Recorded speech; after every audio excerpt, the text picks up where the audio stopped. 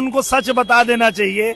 अपने घर के बाहर जो एक शेड लगाए थे, कहीं भी कोई भी अगर अपने घर के बाहर जहां अलाउड नहीं अगर शेड लगाएंगे तो वो शेड हटाने के लिए नगर पालिका मुद्दा बना लिया कि उनका घर गिर रहा है। देख रहे हैं किस हिसाब से बोल रहे हैं। अब ये रेत तो कार पे आ गए। दोस्तों, जैसे आप लोगों ने वीडियो में देखा कि दिनेश लाल यादव निरहुआ खेसारी लाल यादव जी के मुंबई वाले घर के बारे में बात करते हुए नजर आ रहे हैं। और वो दिनेश लाल यादव निरहुआ ने ये भी बतलाया है कि तुम्हारा मतलब खेसारी लाल यादव जी का घर पे बुलडोजर भी चलने वाला है, क्योंकि वह सरकारी जमीन में बना है। दोस्तों, आखिर इस वीडियो में क्या है पूरी सच्चाई, चलिए आप सभी लोगों को विस्तार से बता देता हूँ। लेकिन वीडियो को स्टार्ट करने से पहले अगर आप सभी लोग हमारे इस चैनल भोजपुरी मिसाल में पहली बार आए, चैनल को सब्सक्राइब जरूर कर लीजिएगा। चलिए दोस्तों, शुरुआत करते हैं। दोस्तों, आप सभी बता देना चाहता हूँ, खेसारी लाल यादव जी का मुंबई भयंदर रोड पे एक खेसारी लाल यादव जी का घर है, जिस घर का निर्माण आज से 8-10 साल पहले हुआ था। लेकिन खेसारी लाल यादव जी के घर के बगल में ही खेसारी लाल यादव जी का एक छोटा सा स्टूडियो बना है, जिसका निर्माण 1 साल पहले हुआ। लेकिन बताया जा रहा है कि खेसारी लाल यादव जी का वह स्टूडियो सरकारी जमीन में बना है, इसीलिए खेसारी लाल यादव जी के ऊपर सरकार की तरफ से एक नोटिस आया है कि आपका घर सरकारी जमीन में बना है, आप इसको हटा लीजिए, वरना हमारी टीम आपके खिलाफ एक्शन लेगी और आपको जुर्माना भी भरना पड़ेगा। दोस्तों, उस नोटिस में ये भी लिखा है।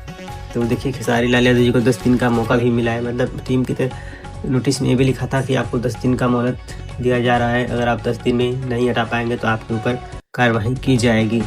दोस्तों, इसी बात को देखते हुए दिनेश लाल यादव निरहुआ खेसारी लाल यादव के मजा लेते हुए बोले हैं। तो इसी बात का रिप्लाई खेसारी लाल यादव जी अपने अंदाज में दिए हैं। सबसे पहले आप लोग खेसारी लाल यादव जी का इस वीडियो को देखिए, लेकिन इससे पहले चैनल को सब्सक्राइब जरूर कीजिएगा। चलिए आप सभी लोग इस वीडियो को देखिए। आपको नहीं लग रहा है? मैं तो पहले चरण में 100 हैं हम ही, बाकी कोई नहीं है। और आप देखिएगा, खेसारी के आने के बाद सरकार बदलेगी। आप भाषा इनकी नहीं देख रहे हैं किस हिसाब से बोल रहे हैं। अब ये रेत तो कार पे आ गए। आप बड़े हैं, लेकिन भाषा का मर्यादा आपको होना चाहिए। तो मुझे लगता है कि ये सारे के सारे बौखलाए हुए हैं, ये पार्टी के हैं। सच पूछिए तो मैं तेजस्वी जी का छोटा भाई हूँ और हमेशा से उनका प्यार आशीर्वाद हमें मिला है। चलिए, वो कुछ भी, मैं क्या बोला कि उनकी भाषा की गरिमा देखिए, क्यों बड़े भाई होकर और किस भाषा का इस्तेमाल कर रहे हैं। इसका मतलब नहीं लग रहा है। मैं क्या बोला, 4 दिन के अंदर इस सारों को पागल कर दूंगा। मैं सबको पागल घोषित करवा दूंगा। कोई बात नहीं, शायद मुसलमान हमारे देश के हिस्सा नहीं है। और अगर बेहतर बिहार के लिए मैं बात करता हूं तो यदमुल्ला हूं, तो मुझे मंजूर है यदमुल्ला होना। अगर शिक्षा की बात करता हूं और पलायन रोकने की बात करता हूं और ये मुझे यदमुल्ला कहते हैं, मुझे मंजूर है यदमुल्ला होना। मुझे कोई फर्क नहीं पड़ता कि मैं यदमुल्ला हूं कि मैं क्या हूं। आप बिहार को बेरोजगारी से दूर कर दो, बिहार के बच्चों को बेहतर शिक्षा दे दो, बिहार के बच्चों को बेहतर पलायन रोकने की बात कर दो, उनको अपने घर में रोक दो, अपने माँ बाप के साथ रहने पे मजबूर करो। मैं उसके अगर उनको ये शब्द बोलने से और ये करने से यदमुल्ला कह रहे हैं तो आई एम यदमुल्ला, मुझे कोई फर्क नहीं पड़ता।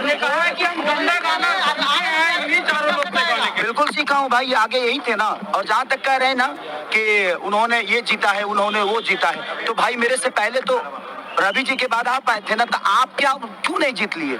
तो आप नहीं जीते तो हम भी छोड़ दिए, उन्होंने नहीं जीता हूँ, रहने दो, इसलिए मैं भी नहीं जीता। सर, वोट चोरी को लगातार सवाल, वो तो आज से थोड़ी हो रहा है, कितनी बार हो रहा है। I love you.